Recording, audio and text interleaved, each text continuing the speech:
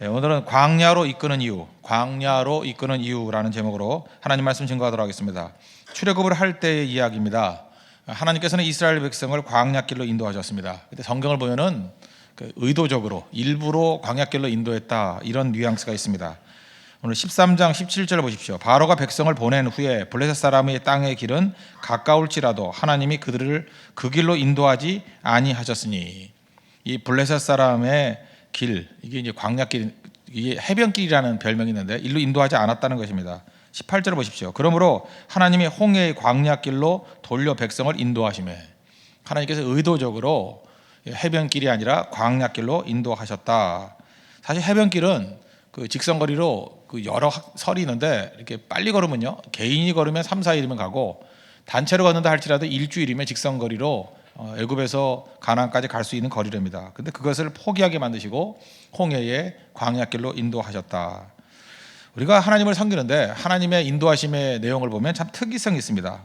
어찌 보면은 굉장히 비합리적인 것 같이 보이고, 또 어떤 때는 비효율적인 것 같이 보이고, 또 어떤 때는 짧은 시간 빼놓고 오랜 시간 걸리는 길로 인도할 때도 있고요.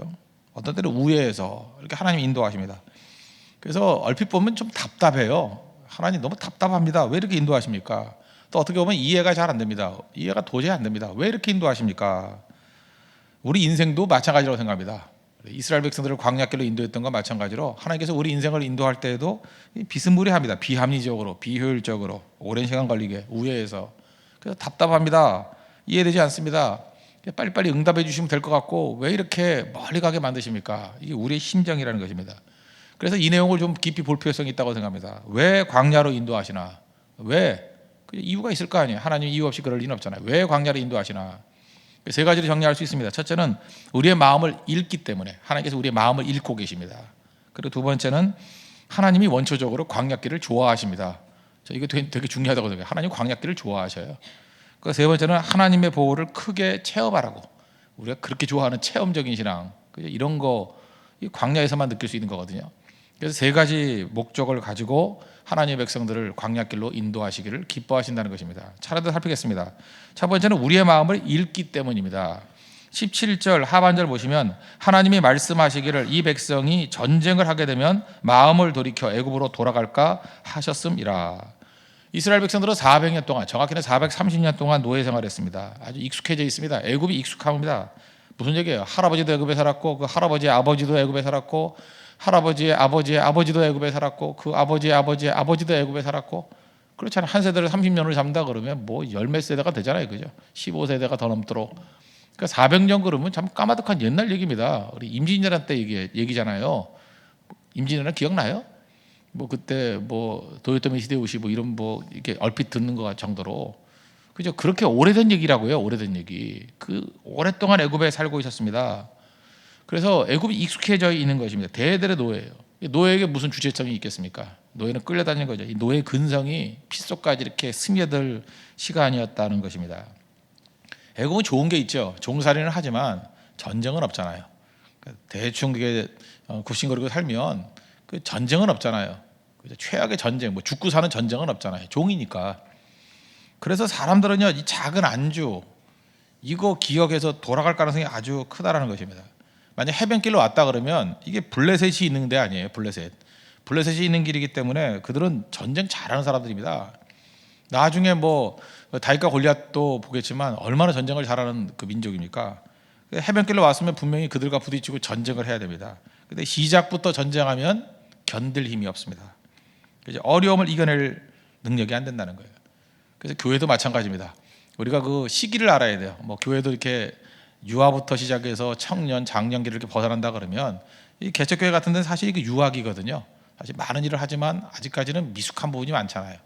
그래서 그럴 때는 하나님께서 일부러 우회할 때가 있습니다. 우리는 성질 급하잖아요. 빨리빨리 갑시다. 다 아는 것 같이 보이고 그렇지 않다는 것입니다.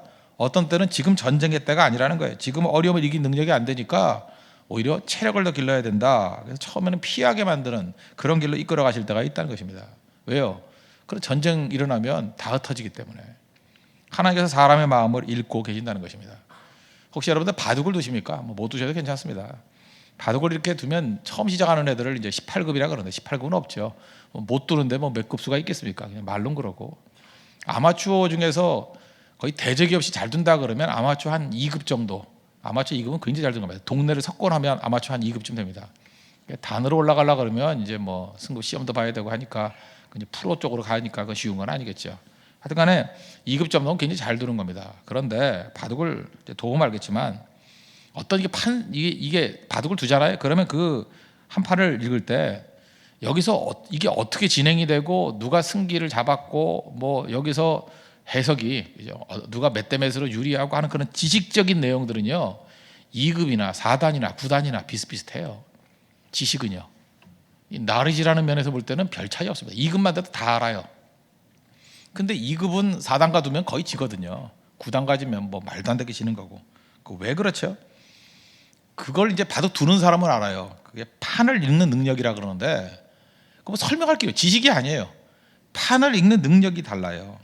딱 읽어보면 실전을 해보면은 비슷한데 판을 읽는 능력이 틀려요. 우리 축구도 그렇지 않습니까? 독일이 양편에서 11명씩 22명이 축구를 한다. 그리고 마지막엔 독일이 이긴다. 뭐 그런 얘기 하잖아요. 그 실력으로 볼 때 비슷비슷해요. 근데 이기는 법으로 하는 사람은 꼭 이겨요. 그 묘한 차이. 그 이기는 법을 알고 한 골 차이든 간에 하여튼 이겨요. 이긴다고. 그런 것들은 왜 축구에서는 아주 큰 건 아니겠지만 바둑에서는 아주 커요. 바둑에서 뭐 반집만 이기면 이기는 거니까. 그래서 결국은 판을 읽을 줄 아는 능력 이게 굉장히 중요하다는 것입니다. 이 판을 읽는 사람과 못 읽는 사람은 이 하늘과 땅 차이. 도저히 이길 수 없다는 것입니다. 하급으로 내려올수록 그냥 그 지식만 알고 있어요. 그런데 바둑에 혹시 영이 있다 그러면 그 바둑에 영감이 있는 거예요. 판을 읽어내요. 그러면서 그 기운을 느끼고. 그래서 바둑에만 쓰는 용어들이 있어요. 이게 뭐 두껍다, 얇다, 뭐 영어로 하면 thick이라 그러고, 뭐 아니면 thin이라 그러고, 판세가 두껍다, 두툼하다. 그 말로 설명할 길이 없어요. 느낌이에요, 느낌. 근데 많이 두는 사람은 알아요. 느낌으로 얇다, 불안한 거예요. 그죠? 느낌으로 오는 거라고. 하나님이 굳이 우리하고 얘기한다 그러면 우리 이성과 하나님의 이성을 대비한다 그러면 하나님은 모든 판을 다 읽는 고수시고요. 우리는 눈앞에 있는 내 지식 갖고 답답해 하는 거예요. 다릅니다. 하나님이 아시는 걸 보십시오. 첫째, 나를 알아요. 나도 나보다 나를 더 잘 알아요. 하나님은 나를 다 읽어요. 이스라엘 백성들 읽었죠. 전쟁 나면 돌아갈 거야. 그거 읽었어요. 그리고 적도 읽어요. 적도 알아요. 적이 어떤 존재인지를. 그리고 환경도 상황도 다 아십니다. 나를 알고 적을 알고 상황을 다 아시니까 우리가 모르는 내가 아는 건 나도 잘 모르잖아요. 내가 10%도 모를 때 하나님은 전체 판세를 다 읽으시고 가장 좋은 길로 이끄신다고요. 그게 뭐였습니까? 광야길이에요. 그래 잘 이해 안 되면 그냥 믿고 따르면 돼요.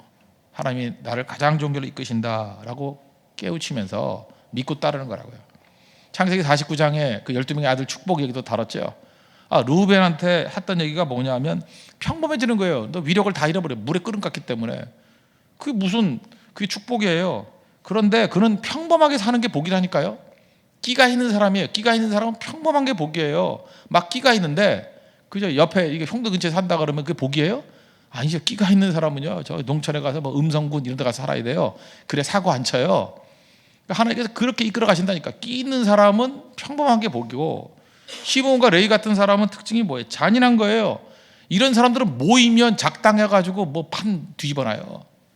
그래서 결국은 이런 사람들 놔두면 현실 세계에서 뭐예요? 사형수 된다고. 사형수. 그렇잖아요. 이거 뭐 사회를 어지럽히는 사람들이니까, 교회를 어지럽히는 사람이니까. 그러니까 이런 사람들에게 주는 복이 뭐예요? 흩어지는 거예요. 흩어지는 거. 모이지 못하게 만드는 거. 그게 복이에요. 복. 이런 사람 모이면 뭐예요? 조직 이렇게 조직 폭력배, 조직 조직적으로. 좋아요 그거? 물론 조직의 쓴맛이 뭔지는 알겠지만 이건 깨는 게 복이에요. 깨는 거. 흩어지는 게 복인 사람이 있다는 것입니다. 주는 다 아시죠. 나의 길을. 뭐 찬양도 있잖아요. 주는 다 아시죠. 내 길을 알고 계신다고. 그래서 하나님께서는 판세를 다 읽으시고 나의 길을 이끌어 가신다. 우리의 마음을 읽기 때문이다. 이게 꼭 붙들어야 된다는 것입니다.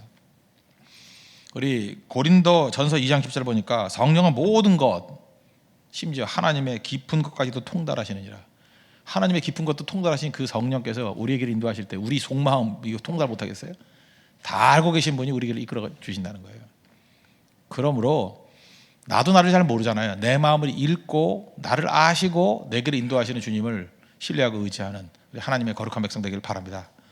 두 번째로는 이게 좀 재밌는 표현인 것 같지는 모르지만 하나님은 하나님 성격상 광야를 좋아하시는 것 같아요. 아무리 봐도 하나님은 광야를 참 좋아하십니다. 그래서 광야 길로 이끄시는 거예요. 쉬운 길 인도하는 경우가 없어요. 하나님 사랑하는 백성들 보면 다 거친 길, 또 황량한 길, 척박한 길 주로 글로 다 이끌어 가셔요.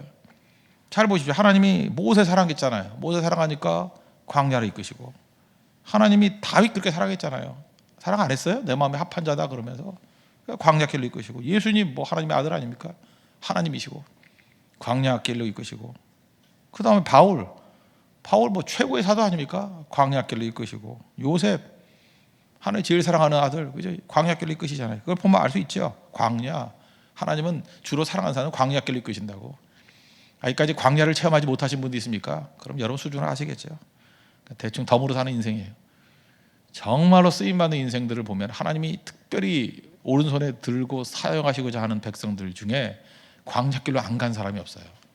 이건 예외 없습니다. 다 광야길로 가더라. 광야는 어떤 것입니까? 정의를 내린다면 결핍의 장소예요. 뭐 없잖아요. 뭐 주로 없잖아요. 아무것도 물질도 없고, 뭐 건강도 없고, 뭐 관계도 다 깨지고, 이런 게 광야라고요. 결핍. 다 있는데 왜 나만 없어요? 뭐 그런 것들, 그런 게 막 쌓여 있는 것이 광야예요. 광야는 아무것도 없다고요. 그래서 광야라는 그 히브리 단어가 참 재밌다 그랬죠. 그 미드바르라는 단어인데, 미드바르. 하나님 말씀을 그냥 빠르게 말하면 따발이고, 따발총 할 때, 그죠? 따발총 같이 말을 한다. 그 따발이 말씀이에요, 말씀. 따발. 근데 그렇게 발음하면 좀 무식하니까 다바르, 이렇게 부드럽게 발음하세요. 다바르가 말씀이에요. 그러니까 원래는 들어보니까 따발이더라고. 따발 또는 다바르, 이게 말씀인데, 거기 어원에서 나온 거예요. 광야란 말이 말씀에서 나온 거예요. 미드발, 다발, 미드발, 어원이 똑같아요. 그 광야는 어떤 것이냐? 그걸 그대로 해석한다면 하나님 말씀이 들리는 곳, 그게 광야예요. 참 히브리 사람들은 기가 막히게 그 단어를 선정했죠. 광야에서 무슨 유익을 누려요? 하나님의 음성을 들어요. 하나님 말씀을 잘 듣는다고. 그리고 이스라엘 백성들, 하나님 백성의 특징이 뭡니까? 쉐마적 존재라 그랬죠. 쉐마 들으라. 그죠? Listen Israel, 들으라. 듣는 존재예요.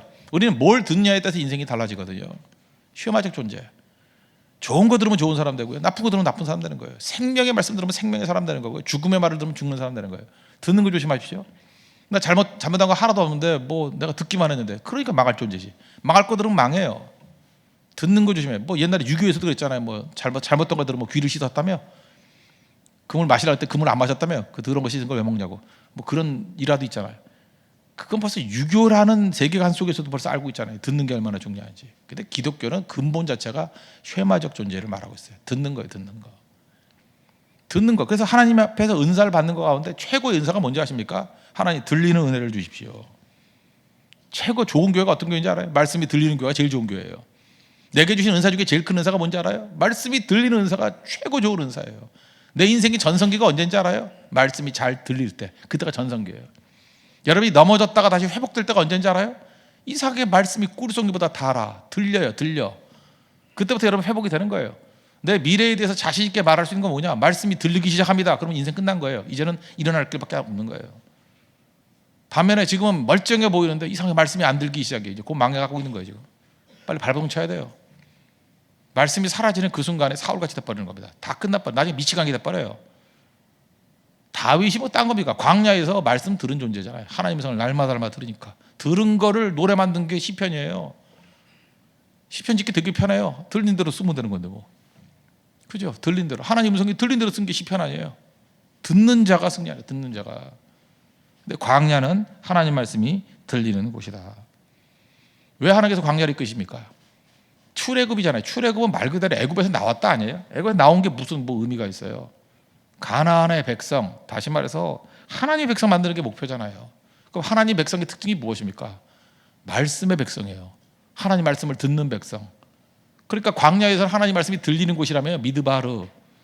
그러니까 가나안 땅에서 하나님 백성을 만들기 위해서 제일 중요한 게 뭐예요? 말씀을 듣는 훈련을 하는 것. 광야보다 좋은 데가 있어요.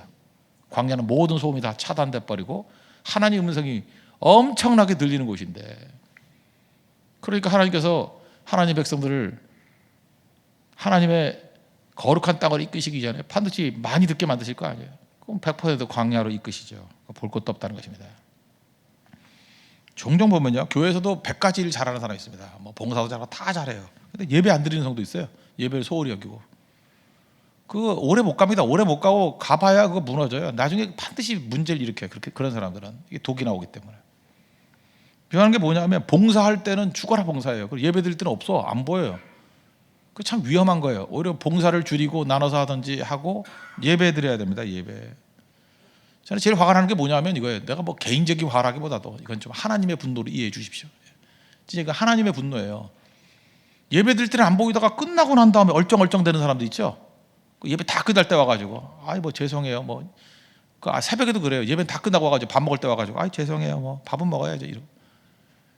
그게 문제가 있는 거거든요. 그게 멘탈에 문제가 있는 거예요. 이게 정신과 영적인 문제가 있는 것입니다. 미래 없습니다. 이런 사람들. 다른 건 다 못한다 할 때 예배 드려야죠. 요한복음 4장 23절을 보니까 아버지께 참되게 예배하는 자들은 영과 진리로 예배할 때가 오나니 곧 이때라. 아버지께서는 누굴 찾아요? 자기에게 이렇게 예배하는 자들을 찾으시느니라. 어떤 사람은 그래. 주일에 한 번만 예배 드리면 되지 뭐하러 두 번씩 드리냐고. 그런 사람이 있어요. 진짜 뭐 두 번씩 그냥 조용히 한 번 드리고 가지 왜 떠들어요. 그냥 자기 수준 낮으면 낫다고 입 다물고 있으면 되는데. 제가 그랬어요. 뭘 먹더라고. 그래서 왜 또 먹니? 또 먹으면 안 되냐? 한 번 먹었으면 되지 왜 또 먹니? 예배는 두 번 드리면 안 되고 왜 먹는 건 두 번 먹으려고 그러냐? 뭐 놀이기구 타더라고. 재밌다고 또 타. 왜 또 타니? 한 번 탔는데? 계속 따라해서 그렇게 하고 싶었지만 제가 또 인격이 있기 때문에 말은 안 했죠. 그 말 진짜 하고 싶었어요. 진짜. 하나님 너무 사랑하고 하나님 너무 교제하는 게 기쁘다 그러면 두 번 아니 세 번, 네 번 사실 시간이 없어서 못하지. 그죠? 찬송가 그랬잖아요. 만입이 내게 있어도 얼마나 재밌는 표현이야. 입이 어떻게 만 개야? 한번 그려볼까요? 입 만입이 내게 있어. 입이 만 개래. 어떻게 만 개가 일렬을 세울까 이렇게 쫙. 그 그림 한번 그려봐요. 입 만 개. 만입이 내게 있어도 그 입 다 가지고 뭐라고요? 하나님의 이름 찬미하겠대요. 입이 만 개가 있어도 입이 한 개 있는데 그 입 갖고 뭐 할 거예요? 하나님 찬송해야지. 좀 그런 상상력을 가지고 해봐. 상상력을 가지고. 그죠? 내 귀가 두 개지만 그죠?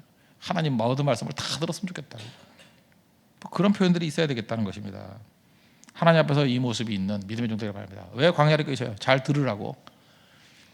오히려 여러분 삶에서 뭐 광야가 뭐 쉽게 말하면 고난이라고 표현할 수도 있잖아요. 힘드시죠? 근데 묘한 게 힘든데 말씀이 잘 들리죠? 안 들려요? 힘든데도 말씀이 안 들리면 이제 계속 힘들 거예요. 하나님이 좀 장기간의 터널로 가는 거고. 근데 어느 순간인가 새벽에도 어제 잠도 못 잤는데 깨가지고 이렇게 와서 기도하고 말씀 듣고 그리고 말씀이 들려요. 꿀소리 같이 달게 들려요. 이제 여러분 거의 다 끝난 겁니다. 광야 생활. 이제 일어납니다. 믿으십니까? 일어나요 이제 하나님 말씀을 듣는 그 길로 나가야 돼요. 그리고 지금 명심하십시오. 이제 승승장구하는 때가 온다 할지라도 하나님 말씀이 안 들리면 그게 폐막의 전주곡이에요. 안 들리면 무너집니다.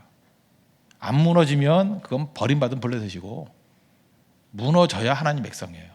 왜? 하나님 백성은 말씀으로 사는 존재이기 때문에 말씀 듣는 은혜를 누릴 수 있는 믿음의 종 되기를 바랍니다.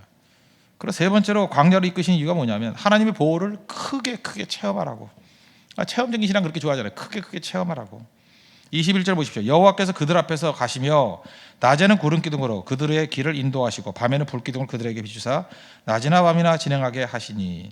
이게 재밌는 게 그들 앞에서죠. 그들 앞에서 그 찬양 있죠. 나의 앞에 계신 주님 그런 노래 있잖아요. 나의 앞에 계신 주님. 내 앞에서 위치가 뒤도 아니고 옆도 아니에요. 앞에서 그 하나님이 주도적으로 우리 길을 인도해 주신다는 거예요. 공가고의 하나님이죠. 그죠? 가르치신 하나님, 인도하실 하나님. 그래서 하나님이 우리 앞에 가시기 때문에 한번 상상을 해보십시오. 원수가 있는데 원수가 우리를 공격할 때 하나님을 먼저 공격하지 않고는 나를 공격할 수가 없어요.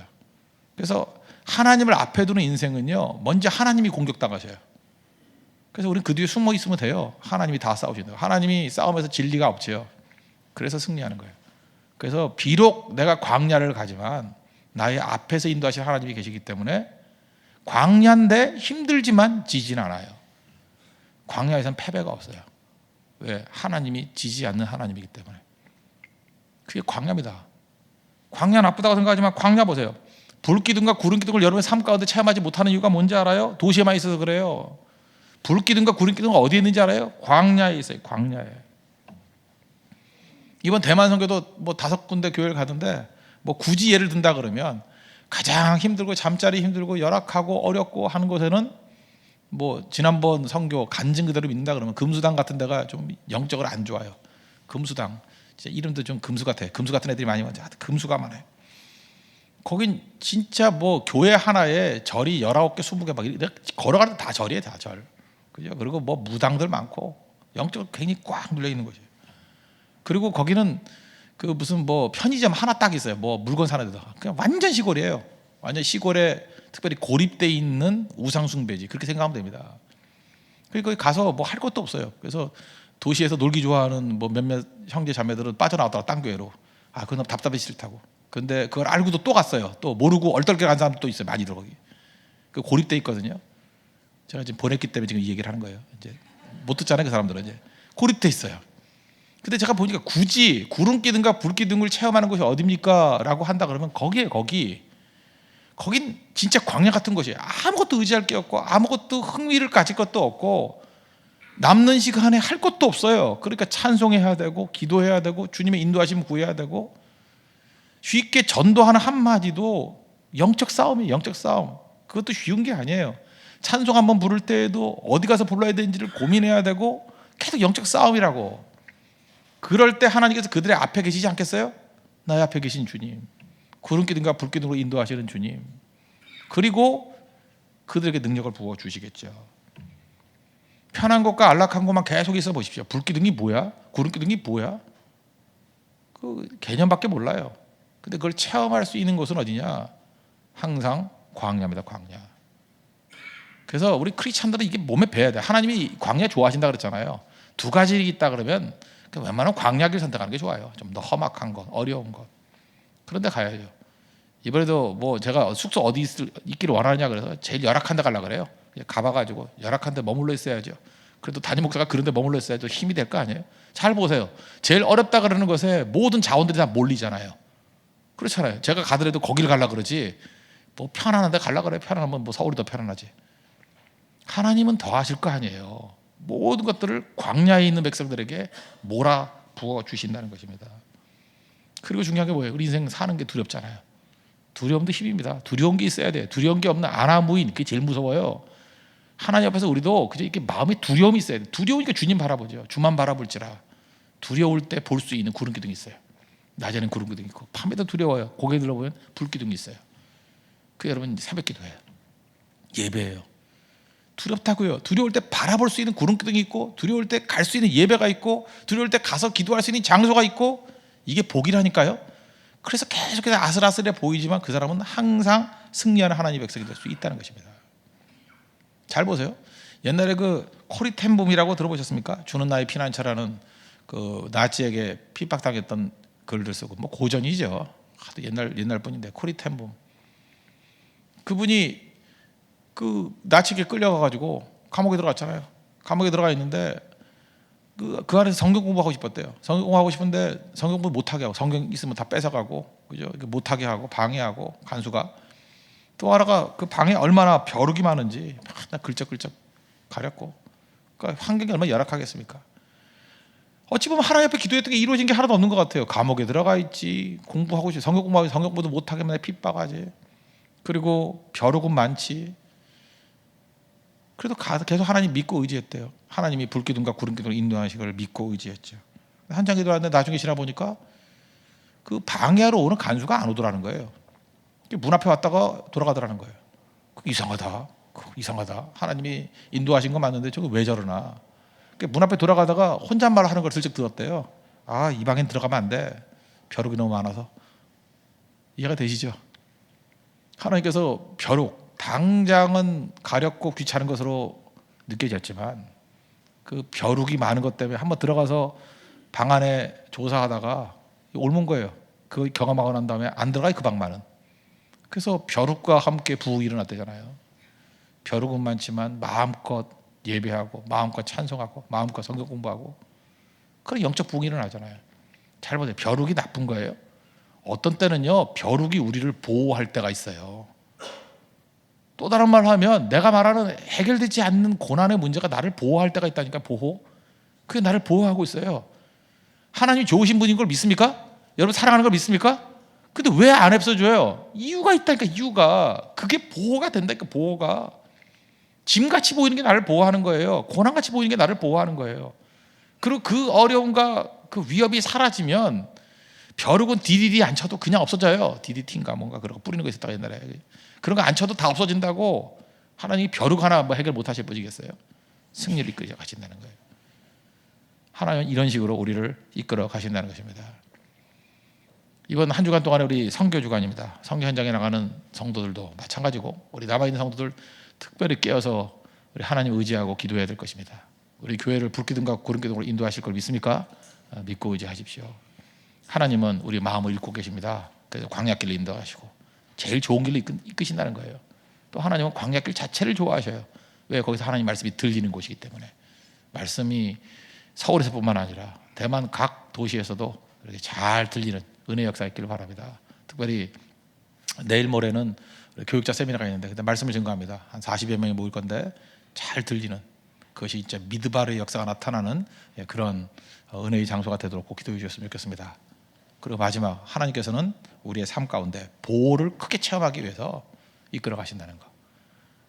뭐가 됐든 간에 하나도 분리할 게 없죠. 가장 큰 유익을 주신다는 거.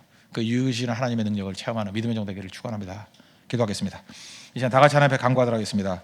하나님, 광야의 축복과 은혜를 누리게 해달라고 다 같이 하나님 앞에 간구하겠습니다.